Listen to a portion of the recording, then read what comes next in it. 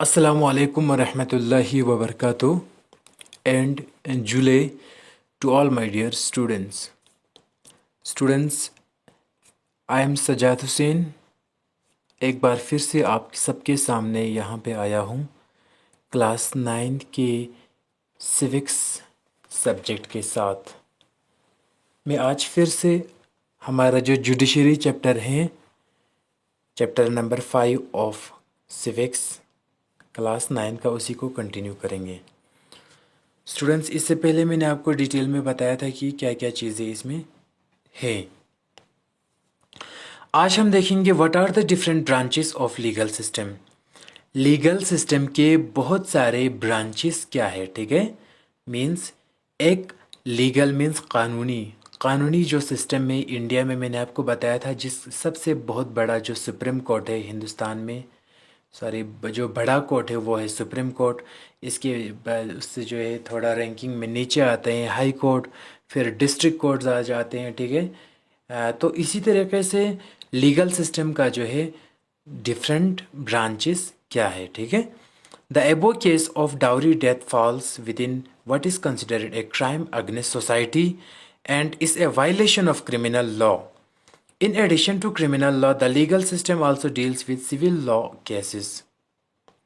You read in chapter 4th of how a new civil law was passed in 2006 to protect women against domestic violence.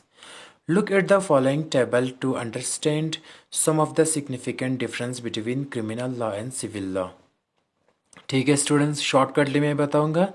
इससे पहले वाले video में मैंने आपको बताया था लेक्चर नंबर 2 इसी जुडिशरी चैप्टर का। इसमें मैंने आपको ये बताया था कि जो लक्ष्मण और जो सुधा गोयल और उनका जो केस था, जहाँ पे सुधा गोयल जो लक्ष्मण का बीवी होता है उसको आग लग जाते हैं, फिर लास्ट में अल्टीमेटली क्या करते हैं, लक्ष्मण और उसकी अम्मी जान जो है उन दोनों को कोर्ट क्या करता है, सज़ा सुना देता है, ठीक है।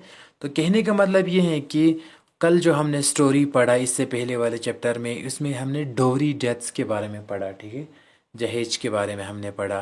क्योंकि आमतौर पर लड़की से जब शादी करते हैं तो इंडियन सोसाइटी में ये मांगा जाता है कि तुम जो है, लड़के वाले कहते हैं कि लड़की को तुम शादी में मतलब हमें कितने सारे पैसे दे रहे हो, कितने ज़्यादा जहेज के लिए हमें माल दे रहे हो, गाड़ी बंगला क्या क्या तुम हमें साथ देने वाले हैं, ठीक है। अगर नहीं दोगे तो हम तुमसे शादी नहीं करेंगे, ये करेंगे वो करेंगे। ये सारी चीज़ें जो है डाउरी सिस्टम में आते हैं, जो कि बहुत बड़ा क्राइम है, ठीक है। तो डाउरी सिस्टम जो है वो क्राइम अगेंस्ट सोसाइटी है, समाज के ख़िलाफ़ ये बहुत बड़ा एक क्राइम है। तो वो क्राइम, वो जुर्म, ठीक है, वो जुर्म जो समाज के ख़िलाफ़ हो, जहाँ पे क्रिमिनल लॉ के ख़िलाफ़ जाता है, उसको हम कहते हैं क्रिमिनल लॉ। तो कहने का मतलब ये है कि आपने चैप्टर 4 में पढ़ा कि 2006 में जो सिविल लॉ पास किया था, किस लिए पास किया था, protect women against domestic violence. जो घरों में जो औरतों के ख़िलाफ़ जो डोमेस्टिक वायलेंस होते हैं, उसकी पति उसको मारते हैं, ठीक है, उसकी घर वाले उस बहू को काफ़ी बहुत ज़्यादा सताते हैं, ठीक है। जो कुछ भी हो डोमेस्टिक वायलेंस के ज़रिए, अगर कहीं जगह पे डोमेस्टिक वायलेंस के ज़रिए किसी वुमेन को मार दिया जाता है या उसको कुछ और तकलीफ़ पहुंचाता है, तो हम उसको डोमेस्टिक वायलेंस में इंक्लूड कर सकते हैं, ठीक है। तो कहने का मतलब ये है कि different branches of legal system में हम दो टाइप के लॉ पढ़ने वाले हैं। एक तो क्रिमिनल लॉ क्या है हम ये देखेंगे, दूसरा सिविल लॉ क्या है हम ये देखेंगे, ठीक है। तो यहाँ पर टेबल में दिया है। सबसे पहले क्रिमिनल लॉ में कहता है कि first part of criminal law deals with conduct और act that the law define as offense. For example, theft, harassing a woman to bring more dowry, murder. Criminal law में पहले ये आता है कि डील्स विद कंडक्ट और acts, ठीक है।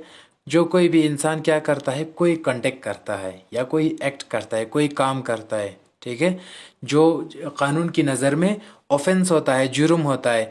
फॉर एग्जांपल, एक इंसान चोरी करता है या एक इंसान किसी औरत को हैरेसिंग करता है, हैरेस करता है, उसको तंग करता है, उसको मजबूर करता है कि उसको कहता है कि तुम मुझे डाउरी के लिए कुछ नहीं देते हो, मुझे डाउरी के लिए इतना ज़्यादा पैसे चाहिए, बंगला चाहिए, गाड़ी चाहिए, नहीं तो मैं तुम्हारा मर्डर कर दूंगा। ठीक है, तो ये सारी चीज़ें जहाँ पे एक इंसान ऐसे काम करते हैं, ऐसे कंडक्ट या एक्ट्स करते हैं जो कानून की नज़र में ऑफेंस होते हैं। फॉर एग्जांपल थेफ्ट, एक तो चोरी करना, दूसरा हैरेसिंग ए वुमेन, किसी भी औरत को तंग करना और उससे डिमांड करना कि डाउरी सिस्टम जो है उसमें डाउरी सिस्टम जो है प्रैक्टिस करना और मर्डर, किसी का खून कर देना, ये सारी चीज़ें जो है क्रिमिनल लॉ में आते हैं।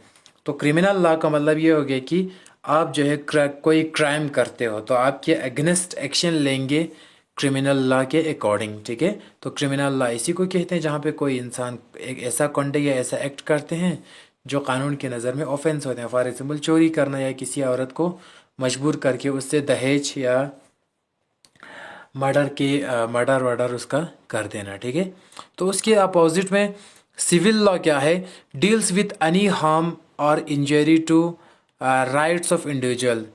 For example dispute relating to sale of land, purchase of good, rent matters, divorce case. ठीक है, सिविल लॉ में क्या होता है, सिविल लॉ जो है वो डील करता है किसी भी इंसान की इंडिविजुअल के राइट्स को। ठीक है, यहाँ पे कोई किसी का खून नहीं होता है, किसी का मर्डर नहीं होता है, किसी को तंग नहीं किया जाता है। यहाँ पे कुछ छोटे मोटे डिस्प्यूट्स होते हैं, फसाद होते हैं। फॉर एग्जांपल एक इंसान ने दूसरे को सेल ऑफ लैंड, ज़मीन बेच दिया, लेकिन उस ज़मीन के उस सौदे में क्या हुआ, उस बिज़नेस में जहाँ पे उस इंसान ने दूसरे इंसान को बेच दिया उसमें थोड़ा बहुत पैसे का चक्कर या कुछ और चक्कर, जिसकी वजह से उनका सेल जो है, उनका जो है मतलब जो एक्सपोर्ट इंपोर्ट हुआ था, उनका exchange of money with money और मनी विथ गुड्स हुआ था, तो उसमें कुछ डिस्प्यूट्स आ गए। ठीक है, पहले मैंने किसी को ज़मीन बेच दिया था, बाद में मैंने कहा कि ये ज़मीन मैंने तुम्हें इतने पैसे के लिए बेचा था, तुमने मुझे कम पैसे दिया, ये वो।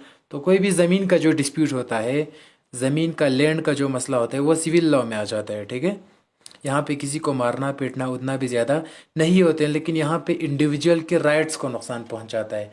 आपका हक था ये काम करना, आपका हक था वो काम करना, लेकिन आपको वो हक नहीं दिया जाता है और आपके ख़िलाफ़ जो एक्शन लेंगे, आपने किसी का हक छीना है तो आप सिविल लॉ के अंडर आपके ख़िलाफ़ एक्शन लेंगे। क्रिमिनल लॉ में क्या होता है, आप बहुत बड़ा क्राइम करते हो, किसी को मारते हो, डाउरी के उसमें थेफ्ट, चोरी करते हो, मर्डर करते हो, रेप करते हो, ये सारी चीज़ें क्रिमिनल लॉ में आता है।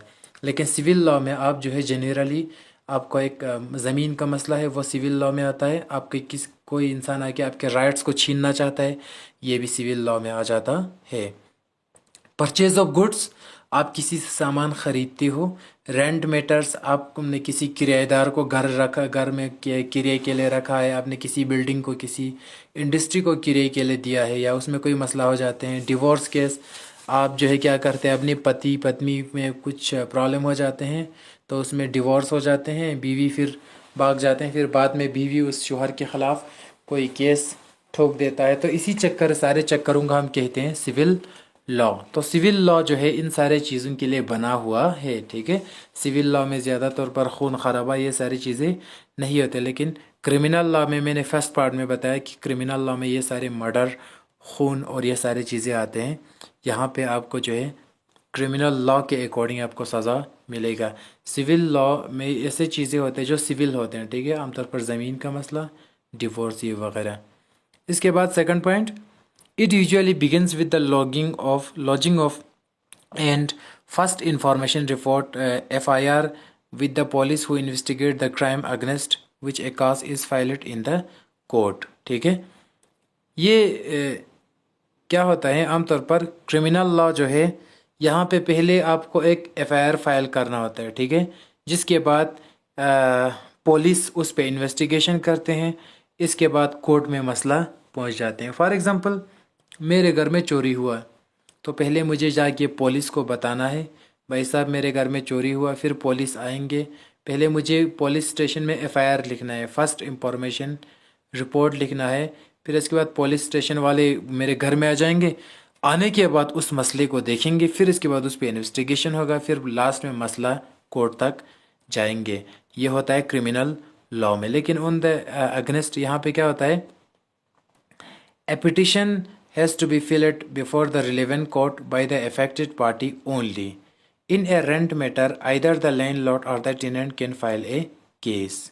ठीक है, यहाँ पे कोर्ट में केस कौन फाइल करता है? यहाँ पे वो इंसान कोर्ट में केस फाइल करता है जिस पार्टी को नुकसान हुआ है। ठीक है, by the affected party only.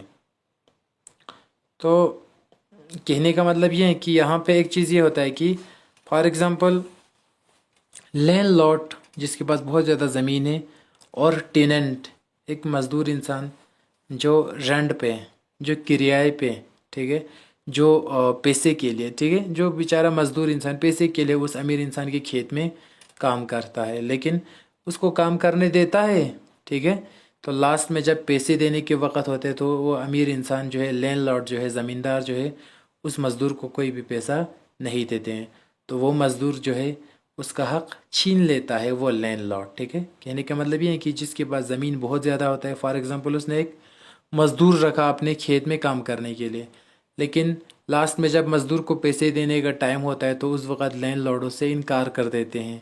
तो उसमें इन दोनों के बीच में किसका राइट्स वायलेट हुआ, किसका राइट्स ख़त्म हुआ, किसको अपना हक़ नहीं मिला? मज़दूर को, ऑफ कोर्स। ठीक है, तो मज़दूर जो है क्या करेंगे, अपने इंसाफ के लिए कोर्ट में वो केस फाइल करेंगे। ठीक है, क्योंकि उसने काम किया था, उसको पैसा नहीं मिला। ये आता है सिविल केस में। लेकिन यहाँ पे ये चीज़ आता है कि जो एफआईआर जहाँ पे काटते हैं वो क्रिमिनल लॉ में होते हैं। यहाँ पे आपका दो चीज़ हो सकता है। ठीक है, एक तो आपको पहले एफआईआर काटना है, सॉरी एफआईआर की फाइल करना है जिसने आपके घर में चोरी किया है। दूसरा ऊपर से आपको जाके फिर उस मसले को आगे ले जाना है। ठीक है, तो ये कौन सा केस हो गया? Criminal law. इसके बाद number third of criminal law is if found guilty the accused can be sent to jail and also fine it. ठीक है, अगर खुदा न खास्ता क्रिमिनल लॉ में फर्स्ट पार्ट में हमने बताया कि कोई भी ऐसा इंसान जो चोरी करता है, जो मर्डर करता है, जो रेप करता है, ठीक है, उस इंसान को जो है क्रिमिनल लॉ के अकॉर्डिंग सज़ा दिया जाएगा। दूसरे में मैंने बताया कि पहले उस इंसान ने चोरी किया या पहले उस इंसान ने खून किया, तो पॉइंट नंबर 2 में कहता है कि फिर किसका खून किया? जिसका भी खून किया उसके रिश्तेदार जाकर उस चोर के ख़िलाफ़ या उस मर्डरर के ख़िलाफ़ एफआईआर फाइल करना पड़ेगा, तभी जाके इन्वेस्टिगेशन होगा, फिर मसला कोर्ट में जाएंगे। तो नंबर थर्ड में कहते हैं कि लास्ट में कोर्ट कचहरी का चक्कर काटने के बाद मसला जब हल हो जाते हैं तो अगर वो गुनहगार पाते हैं, अगर वो गिल्टी पाते हैं तो उस इंसान को जेल में दिया जाएगा, लास्ट में उसके ऊपर फाइन दिया जाएगा। This is the procedure of criminal law. तो सिविल लॉ में क्या होगा? The court gives the specific relief ask it for instance in case between a landlord and a tenant the court can order the flat to be vacated and pending rent to be paid। यहाँ पे court कोई सज़ा नहीं देते हैं। For example मैंने यहाँ पे बताया था कि सिविल लॉ में क्या होगा, किसी भी टाइप का सिंपल यहाँ पे कोई खून खराबा नहीं होगा। मैंने किसी का ज़मीन खाया है, किसी ने मेरा ज़मीन खाया है, ठीक है, तो उसी मसले पे बात होगा। ठीक है, जो सिविल लॉ होता है आमतौर पर, जहाँ पे ज़मीन का मसला होता है, किसी डिवोर्स का मसला होता है, किसी का किराए का मसला होता है, किसी मज़दूर का मसला होता है, तो ये सारी चीज़ें सिविल लॉ में आते हैं। ठीक है, तो इसमें कौन केस फाइल करता है? वो पार्टी केस फाइल करता है जिसको अपना हक नहीं मिला है। फॉर एग्ज़ाम्पल एक लैंडलॉर्ड है और एक टेनेंट है जो उसमें किराए को उस अमीर इंसान के खेत में काम करते हैं। तो अल्टीमेटली क्या करता है, उस गरीब इंसान को अमीर इंसान पैसे नहीं देते हैं, तो यहाँ पे इसका हक, मैंने पहले भी बताया कि मज़दूर को अपना हक नहीं मिलते हैं, तो वो ऑब्वियस सीधी सी बात है, वो कोर्ट में जाएंगे। जब लास्ट में मसला ख़त्म होगा तो कोर्ट से क्या रीज़न आएगा, ठीक है, तो कोर्ट लास्ट में बताएंगे डिसीजन पे, भाई साहब तुमने इसका किराया नहीं दिया है तो इसको किराया देना है, और लैंडलॉर्ड को बताएंगे तुमने इसका फीस या इसका जो मतलब तनख्वाह होता है जो तुम्हारे खेत में काम करता है वो नहीं दिया है, तो आज के बाद तुझे इसको सारी चीज़ें पे करना है। ठीक है, तो ये सारी चीज़ें जो है यहाँ पे आता है।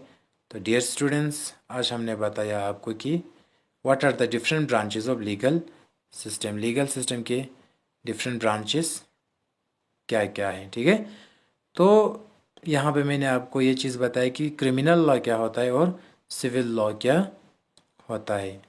ठीक है स्टूडेंट्स, तो आज हम इसी पे रखते हैं, मिलते हैं इसी के चैप्टर के लास्ट वीडियो के साथ। तब तक के लिए thank you so much for watching this video and खुदा हाफिज़।